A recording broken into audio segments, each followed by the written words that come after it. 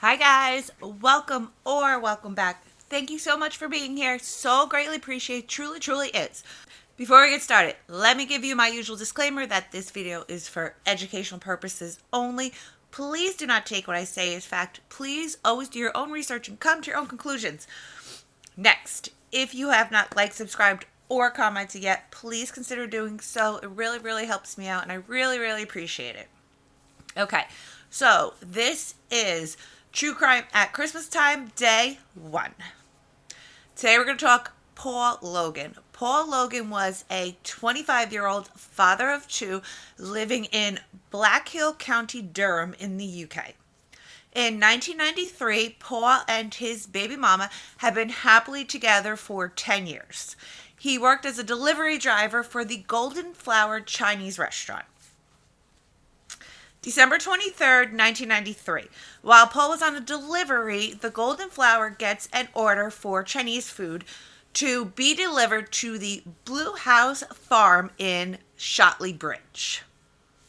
Around that same time, between 9:20 and 9:30, a couple that was walking spotted a man using the payphone. The couple described this person as a white male, approximately 6 feet tall, and in his 30s. He had a muscular build, long dark hair, a scruffy face, and he was wearing a black leather jacket and driving a Ford Fiesta XR2. Why is this important, right? Okay, because it would later be determined that the order placed was a hoax and it was done in order to lure Paul Logan to a particular spot. For some reason, the woman that took the order told the customer that she would have the driver call back for directions. So I'm guessing because this was 1993, that's the way delivery drivers did it then. I was 13 in 1993, so I was still having my food ordered for me. The good old days. Okay. Anyway, when Paul gets back to the restaurant about 20 minutes later, the owner gives Paul the message and Paul calls back the number. It would later be discovered that the number Paul called back was the payphone, and the person that answered the phone was the same person that called in the fake order. So why in the world would a grown-ass man call in a fake order? Okay, we're getting there, so stay with me, please. After Paul confirms the directions, he waits for the orders to be ready, and he heads out at about 10 p.m. When he gets to the Blue House Farm, an elderly woman answers the door and tells Paul that nobody at that residence has ordered any food. Confused and annoyed, Paul gets in his car and he goes to drive back to the restaurant. The owners of the home even watch to make sure that Paul left. So I'm thinking they had to be thinking that Paul was in on like a robbery or something. And he wanted to see if the pair were home or not. I don't know. That's what I feel like. That's what I would have been thinking. That's what would have crossed my mind. But I don't know. I'm speculating on that. About 30 minutes later, the couple noticed that Paul's car is still at the gate.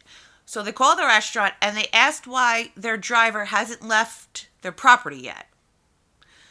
After the owners hang up the phone, they call Paul's girlfriend, Pamela, and ask her if Paul was home. When she responded no, the owners and Pamela all headed over to the farm. What they found when they got there was just awful. When Paul Logan was killed 2 days before Christmas, it became the talk of his village. A major murder investigation got underway, but nearly 25 years on, police are still searching for his killer or killers. Time is no healer for Paul's family. They're still clinging to the hope they will get justice. The family have got together alongside Crime Stoppers a reward of £50,000 to help if somebody can come forward. It's heartbreaking and you've got to be so careful because it can easily consume you in your life. It's so hard. You've just got to try and keep moving on and moving forward and hoping that, someday something's going to just get it right, that we can get justice for Paul. Police say Paul's killer ordered a takeaway meal from a phone box which used to be here on the outskirts of the village. Paul left this Chinese restaurant to deliver the meal to Blue House Farm in nearby Shotley Bridge. But the order was fake, and when he arrived here, he was turned away. The owners became concerned hours later when they saw his white Peugeot car still parked in the lane. What's happened, Paul's driven down here, he's found the gate closed. Atrocious weather conditions. I've got no doubt he probably thought the wind's just blown the gate closed. He's got out of the vehicle and that's where he's been attacked. When police have arrived, they've still found the lights in the car door, the lights on in the vehicle and the car door open. And when we've searched the area, Paul's been found just over here, beaten to death. Half a century on, and police are now looking at forensic evidence collected at the time to analyse it with new scientific technology. Now, years ago, before advances in science, you would have been absolutely scuppered. However, now, we've got a much better chance of solving this. There's still people alive who are very much at the heart of this investigation, who've got information, or people who know information. So do I think we can get somewhere with it? Yes, I do. I genuinely do. Paul's sister returns to the place he died every Christmas to lay a wreath in his memory. For her and the family, the message is simple. If somebody must have a burden thing hanging over them, that's got to be so difficult to live with that every day. Or maybe you're living with somebody and, they know something. Now's the time to come forward and give us closure as a family. Paul's car was running with the lights on and the doors open. They called police, and after searching, they found Paul's body about 50 yards away on the snow-covered ground at around 2:15 a.m.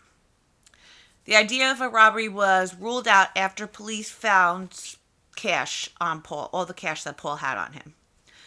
It would then come out that in the weeks leading up to his death, Paul's car was vandalized 3 times.